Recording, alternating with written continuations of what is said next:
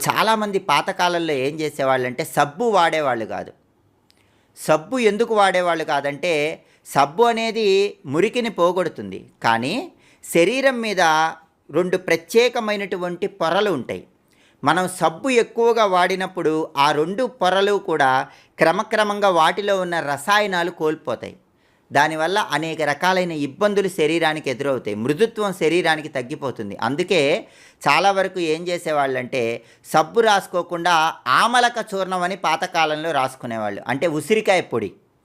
ఉసిరికాయ పొడి శరీరానికి రాసుకొని పాతకాలంలో స్నానం చేసేవాళ్ళు. అప్పుడు ఉసిరికాయ పొడిలో ఉన్నటువంటి ఔషధీయుక్తమైన గుణాలు ఆరోగ్యాన్ని కలిగింపజేస్తాయి. సబ్బు అందుకే ఎక్కువ సార్లు వాడకూడదండి. చాలామంది ఊరికే సోప్తో చేతులు వాష్ చేసుకుంటూ ఉంటారు. సబ్బు ఎక్కువ వాడితే అక్కడ పైన ఉన్నటువంటి రసాయనాలు అనేవి చర్మంలో తొలగిపోయి చర్మం అనేది మృదుత్వం కోల్పోతుంది. కాబట్టి